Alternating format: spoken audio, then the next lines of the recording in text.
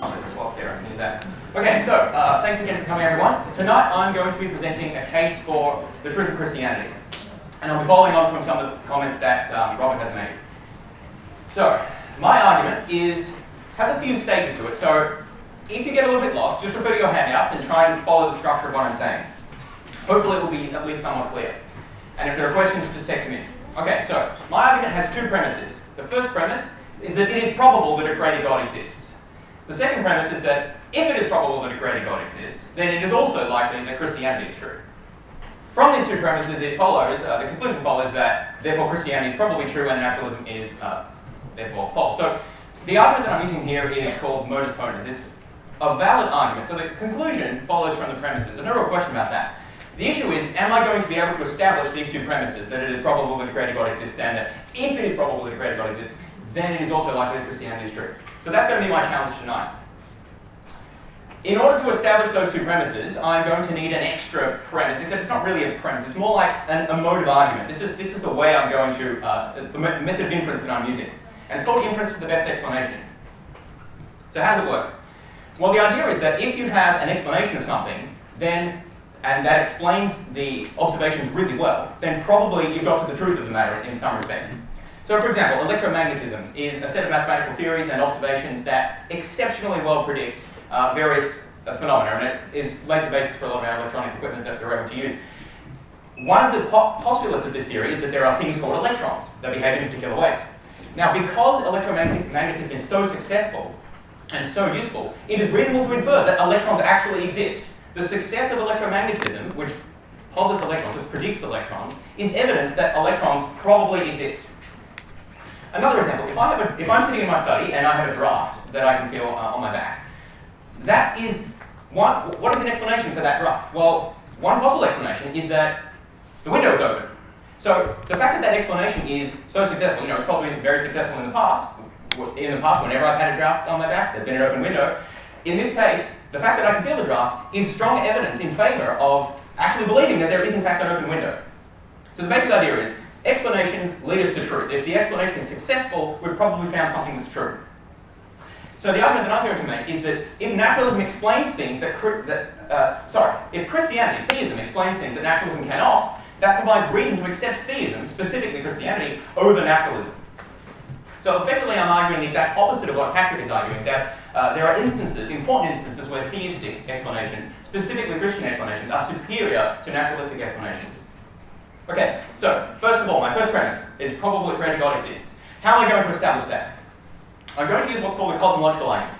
There are actually lots of different types of cosmological arguments, so I'm just using one version. So if you've heard of other versions, I don't need to imply those are wrong, I'm just using this one. There are four premises to this argument. The first premise, the universe is contingent. Don't worry, I'll explain what that means. The second premise is that contingent things have a cause. There's a reason why they are the case. I'm going to explain all these. I'm just outlining the argument. The third premise is that naturalism cannot explain the origin of the universe, which needs an explanation because it's contingent. The fourth premise is that theism does provide an explanation, the one that naturalism couldn't.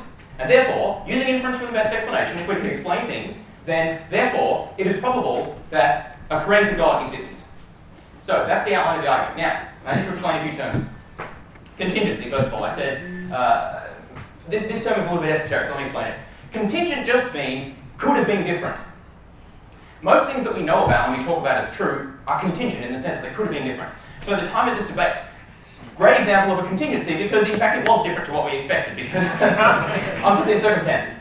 So that was a contingent fact. But even other things like the fact that water is H2O, that is also contingent. Because it could have been different. We actually had to discover that water was H2O. We didn't know that sort of a priori. We had to go and look for that. Now, if things are not contingent, they're what we call necessary. That is, they must be true. There's no possible way they could not have been true. Mostly this is just stuff in mathematics and logic, like that 1 + 1 = 2. That's necessarily true. There's no way that could be anything else. The fact that A is A, that's again, a necessary truth. Okay, so a bit of philosophical jargon there. Why is that relevant? So I'm saying that the universe is contingent. That is, it could have been different, or we could have had no universe at all. There could have just been nothing. Now, why is that important?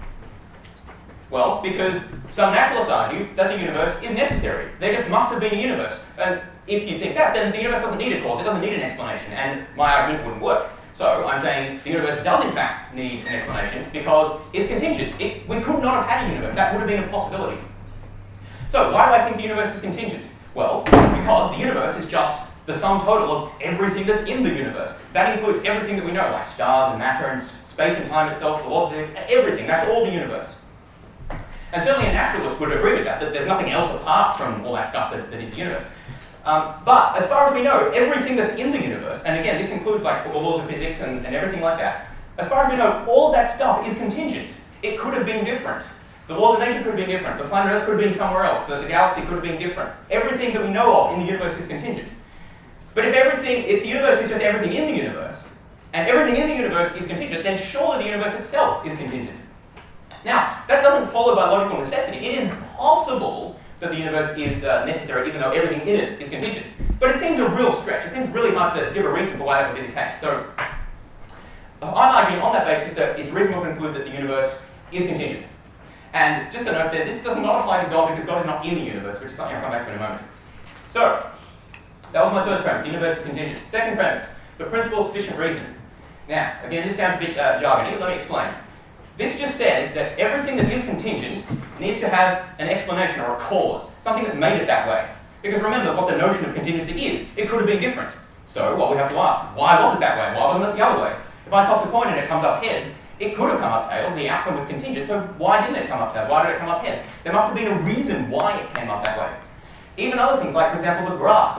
Why is grass green? Well, that's a contingent fact. It could have been a different colour if things were different. So again, there must be a reason why it's green and not some other colour. So anything that's contingent needs an explanation, a reason for this.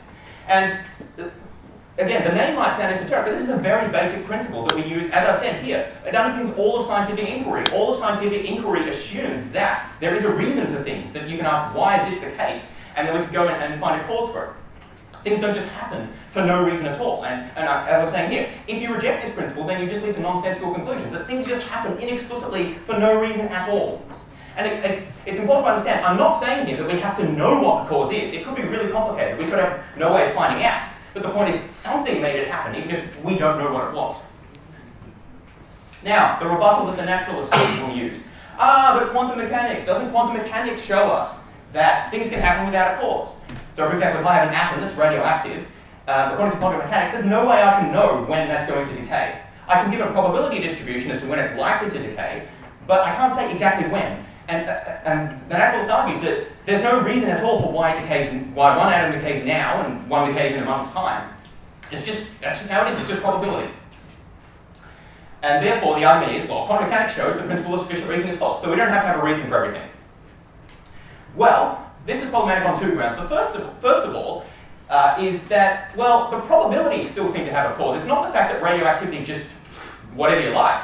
We can provide very precise predictions as to exactly how likely it is for an atom to decay at a particular time. So there still seems to be some underlying causal nature there. So we could just alter the principle to say that probabilities have a cause even if the actual outcome doesn't. But I think there's an even better response than that. There's a deeper response, which is to simply say that it depends on your interpretation of quantum mechanics. The equations and observations that underpin quantum mechanics are widely agreed upon. There's no real question about those. They're solid.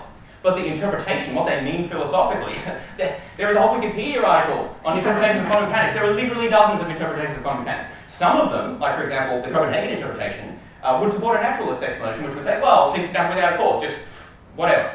But there are other interpretations, the Bohm interpretation, for example, which posits hidden variables, which is exactly just as consistent with all of the observations that we have, but incorporates an element of determinism, so that there is always a reason why the atom decays at a particular time. It's just that we don't observe what that reason is. So, the basic point to take away here is that it is not the case that quantum mechanics proves that things don't happen without a cause. That depends on your interpretation of quantum mechanics, the philosophical baggage that you bring to the question. So that's not actually determined by science at all. Okay, so that was my first two premises. That the universe is contingent, and that contingent things need a cause. Now, if naturalism can provide a cause for the beginning of the universe, then it seems my argument fails. But as I'm arguing here, naturalism cannot. One important thing I need to clear up is that the Big Bang Theory, not the TV show, the scientific theory, does not explain where the universe came from. What it explains is the very early development of the universe. It doesn't explain the very beginning itself. scientists have been pushing back closer and closer to the beginning, improving our understanding of the early development of the universe, but that doesn't address the question of how it started in the very first place. And that's the really interesting question from that point of view. Now, certain people like Lawrence Krauss have attempted to put forward naturalistic scientific explanations for the very beginning of the universe, that very sort of the origin of the Big Bang itself. But here's the trouble with all of these explanations. They all rely on physical laws, like laws of quantum mechanics and wave function collapses and false vacuums and all of these other sorts of things. They all presuppose contingent facts. They presuppose laws of physics and initial conditions and boundary states, which are contingent, which could have been different. The laws, as I said, the laws of physics didn't exist before the beginning of the universe, so you can't appeal to the laws of physics to explain how the laws of physics became to be. It's circular. Any materialist explanation, and again, this is the key point, any materialist explanation suffers from this problem. Whatever it appeals to, whatever causal mechanisms it tries to put forward saying that the universe began because of this, will be contingent, because that's the nature of these sorts of causal mechanisms. So you can always ask, well, what caused that to happen? What caused that to happen? Naturalism is unable, in principle, to provide a reason for an explanation, a cause for the very beginning of the universe. So, with the failure of naturalism, now we move on to the fourth premise, God as an explanation. So, theism has a very natural explanation for the very origin of the universe, as it says in Genesis 1, in the beginning God created the heavens and the earth. So, theism posits an intelligent creator. God existed self-sufficiently before the universe existed, and you have to use heavy quotes there because the language that we have is not really suited to these sorts of questions. At some time, God willed the universe to come into being, and he created the universe. But again, I'm not saying this happened in time. This is just the limits of our language. Who created God is a question naturalists love to ask, but it's just not a sensible question. The nature of God, the hypothesis that that one is advancing here, is that God is a self-sufficient, non-material entity who, through an act of will and as an agent acting, created the universe, brought the universe into being. I mean, who created a being that needs and has no creator? It is a nonsensical question. What the naturalists will have to address is, why is it that such a being cannot exist? And indeed, why is it that such a being, that we should think such a being doesn't exist, when we have such good reason to believe that such a being does exist, precisely because of the sorts of arguments that I'm advancing, that if such a being does exist, it allows us to explain so much that naturalism leaves us completely unable to explain. Okay, a rebuttal. Again, this is the sort of thing the naturalists will say, well, you can't explain the origin of the universe in terms of God, because God would have to have a really complicated mind. You know, you're saying he's all-powerful, and that would be explaining a complicated thing like the universe in terms of an even more complicated thing, like a great all-powerful being, and therefore that's not an explanation. The trouble with this rebuttal is that it presumes that materialism or naturalism is true. The naturalist here is thinking of God as if it's like a giant brain that sort of sits out there somewhere and creates things and manipulates matter, but that's not what the hypothesis of God is at all. Again, God is non-material. God is simple. God is not composed of internal parts and components and internal mechanisms that are like causing each other in a mechanistic sort of way. That's not the nature of God. That's not what the hypothesis says at all. So saying that God must be like this is just presupposing materialism, which is precisely the point that they're supposed to be defending. And this last point here is really crucial. The naturalist must make a case for why material explanations and mechanistic explanations are everywhere and always superior to mentalistic explanations that appeal to agents. You know, God created the universe. That's a mental explanation. Patrick's argued that there are many advantages to mechanistic explanations, and I certainly agree. They're very useful in many areas of science. But that doesn't prove that they're always and everywhere the only type of explanations we can appeal to. And indeed, if such mechanistic material explanations seem to be incapable, even in principle, of explaining something, like I've argued that they are incapable of explaining the origin of the universe, it seems that there is good reason to think that they are not always the only type of explanation. Oh dear, we've got a... I'll blame it on the Mac. It's all the Mac's fault. Always. Yeah, always. Okay. There's another point that's in favour of theism here, which is that Patrick has argued that there is that supernaturalistic explanations don't make predictions. They can't explain anything. But suppose we were to ask the question: why is the universe suitable for life? Why don't we live in it? Well, why is the universe not in one of the myriad states it could have been in which there wouldn't have been any complicated life? Because, say, everything was filled with black holes, or stars were unable to form. This is related to the fine-tuning argument, which some of you might have heard. Naturalism has absolutely no explanation for this. Why the universe happens to be in one of the very small possible universes of all the myriad possible chances where complex life is possible. Chance, or saying that there are an infinite number of multiverses, are just completely implausible explanations, and well, don't explain anything really. Theism has a very natural explanation for this. In fact, you don't even need to presume anything else. It derives directly from what's already been said, that God created the universe, God wanted to create the universe so that people could be in it. And so it's perfectly natural from that explanation that he would make it in such a way that it is suitable for life. And there's some Bible verses that talk about this sort of thing. There is one, fortunately. Okay, so the cosmological argument, summary. The universe is contingent. It could have been different, or it could not have existed at all. Contingent things need to have a cause, but there must be a reason why they turned out one way and not the other way, because otherwise they wouldn't be contingent. Naturalism can't explain the origin of the universe. In principle, it is unable to provide any explanation that does not appeal to prior mechanisms, which then is circular. Fourth, theism does provide an explanation. God created the universe. Therefore, using the principle of using inference from the best explanation, because theism can explain what naturalism cannot, it is likely that a created God exists. Now, this is not a deductive argument. It doesn't prove that God exists. I'm saying it's likely because we can explain things very well. All right, so deep breath. That was the first premise. So, don't worry, we're not the way through. It's all right.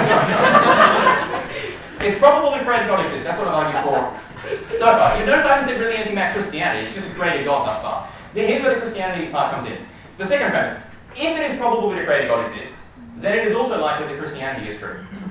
So we get to God first, and then from there to Christianity. That's the idea. Now, what is my argument for the second premise? The argument for the second premise relates to the resurrection of Jesus. And here is where my talk links up with Robert's. There are three premises here. First is that certain facts about Jesus' life are widely agreed upon by historians. People actually know what they're talking about. Robert's discussed that. Second premise, is that these facts cannot be explained by any naturalistic means. Naturalistic explanations fail to explain these facts. And the third premise is that if God exists, so taking that as given, then Christianity can provide an explanation for these facts. And then from the principle of the best explanation, then if God exists, then it is likely Christianity is true. So let's go through those premises one at a time. So the first one, that there are certain facts about Jesus' life that are widely agreed upon by scholars. Now, Robert has discussed this. There are a number of these, you can make slightly different lists, but a few things that are really key. Jesus was crucified. No serious scholar really disputes this. Various of his disciples claim to have seen him after he had died. Again, so we're saying they claim to have seen him. Scholars obviously don't agree that Jesus really did appear, but they do agree that the disciples thought that he did, which is all I'm saying here. And yeah, the third point, that the disciples really believed their claims. And the last point I have here is really crucial. Questions about who wrote the Gospels, or when they were written precisely, or various other textual discrepancies, whether you believe in those or not, are just not relevant. All that's relevant to the argument that I'm making are these basic facts here, which, as I'm saying, and as Robert has argued, are widely agreed upon by scholars who know what they're talking about. So, that's the first thing, the collection of facts. Now, the second point here, naturalism is unable to explain these facts, is my argument. Now, the most common naturalistic explanation is mass hallucination. So, the groups of disciples just hallucinated Jesus appearing to them on a number of occasions. The trouble with this is that it turns out, rather embarrassingly, there isn't any such thing as a mass hallucination. No, I'm serious. You do a research for this. You search Google Scholar or wherever you like for mass hallucination, group hallucination, collective hallucination. It's not a thing. Like, there isn't any such thing as these things. It's just a made-up term. In psychology, we know a lot about individual hallucinations, because that is a very real phenomenon, certainly, but not group hallucination, not groups of people collectively seeing and reporting the same thing. Now, naturalists will say, well, memories and perceptions are malleable and people can be mistaken. Certainly, yes, that's true. But there are limits to that, and as I will argue, that the naturalistic explanations that are applicable are simply unable to account for the collection of facts that we have about the resurrection. So, a comparison here. So naturalists will say, well, we have heaps of religions that all have their own miracle claims, and they can't all be true. So clearly we can see that people can report things and they can be wrong, because we've got so many different religions claiming different things. Now, obviously, it's true that we have lots of religions claiming different things, but the details of the claims matter. And the argument is the resurrection accounts are far superior to anything we have in any other religion. In particular, multiple group sightings of a person who is known to have died. You don't find that in Buddhism, you don't find that in Islam, you don't find that in Mormonism. Virgin Mary sightings are not like that at all. So there really just is nothing of this sort. Again, mass group sightings of someone who is known to have died. what we tend to see are individual accounts of religious experience, or very vague things like people seeing something in the sky and interpreting it in a particular way. There's plenty of accounts like that, or statues, drinking, or something like that. Nothing so clearly supernatural, or clearly supernormal at least, as the resurrection appearances. Now, what about just the simple notion? Well, haven't other people who have died been claimed to have been seen after they died? So Elvis, Anastasia, and Hitler are some examples of people who, were claimed to have been seen after they died. I think Elvis is still claimed to be seen periodically. But here's the thing: no one who actually knew them claimed to have seen them after they died. It's all people who didn't know them. There simply are not comparable cases of large groups of people who knew the person who died claiming to have seen them after the fact. They just do not exist. So the challenge here is that the resurrection provides us with multiple accounts. So that's the separate Gospels and the Pauline epistles, written within a comparatively short period of time of the events. So we're talking decades or even years in some cases, that are historically grounded. So we have other historical reasons for believing that they contain significant amounts of historical fact, that have a clearly, I'll say, supernormal or supernatural occurrence. That is something that's not obviously explainable by other means. So, seeing someone after they died is fairly unusual. And that have multiple witnesses to these events. So the challenge is for naturalists to provide any comparable historical instances of this happening. And I'm claiming there simply aren't any. That the resurrection is unique and far superior in this sense. So that although other miracle claims may be explicable through natural means, or through memory biases, or individual hallucinations, or whatever else, the resurrection appearances are not, cannot be so explained. So finally, Christianity is that explanation. We've seen that naturalism can't explain the resurrection appearances. What about Christianity? Well, what naturalists will say is that saying that God did it doesn't prove anything, because that's just explaining one unknown with another unknown. The thing is, though, there's no particular reason to say that a supernatural explanation is implausible unless you're already committed to naturalism. So obviously, if you don't believe in a God, if you're convinced that there's no possibility of that, then of course saying that God rose Jesus from the dead is going to be an unsatisfactory explanation. But there you presuppose the conclusion, you presuppose naturalism. Now, here I've already argued that it is reasonable to believe that a creator God exists from the cosmological argument. But if God exists, then a supernatural explanation for the resurrection is completely plausible. And again, there's no particular reason to reject it if it's capable of explaining the facts. And, as I'm arguing, it is capable of explaining the facts. God raised Jesus from the dead. He had very particular reasons for doing so, which obviously I don't have time to get into here. Theological reasons, obviously. And there's a reason Jesus appeared to his disciples, and that they then told other people about what they'd seen, and they built the church and proselytized around the land. Perfectly reasonable explanation. Again, if God exists, if you're not presupposing materialism and naturalism, that does not require any implausible assumptions. And so by implausible assumptions, I mean the sorts of things that naturalists will sometimes say, like, well, maybe Jesus had an identical twin who came around and started appearing to people. That's an unreasonable assumption. That is a ridiculous explanation. Again, the question for naturalists would be why that is a better explanation than a theistic explanation, given the other reasons we have for believing in theism. So, to summarize, there are certain facts about the resurrection of Jesus, or the appearance of Jesus after his crucifixion, which are widely agreed upon by historians. These facts cannot be explained through naturalistic means, but if God exists, then Christianity can provide a very good explanation for these facts. And therefore, again, from our principle inference to best explanation tracks truth, then if God exists, Christianity is likely to be true, because it's capable of explaining these things that are otherwise inexplicable. So, one final summary of my argument. We've finally come to the end. You can all breathe a sigh of relief. Using inference to the best explanation. If something explains the facts, then it's probably true. I've argued that it is probable that a creator God exists, because a creator God can explain how the universe came to be, and naturalism is completely unable to explain this. Second premise, if it is probable that a creator God exists, it is likely that Christianity is true, because Christianity is capable of explaining certain facts that are widely agreed upon as being true by historians about the life of Jesus, which naturalism is completely unable to explain. And therefore, from these two premises here, it is likely that Christianity is true and naturalism is false. And that concludes my argument. Thank you very much.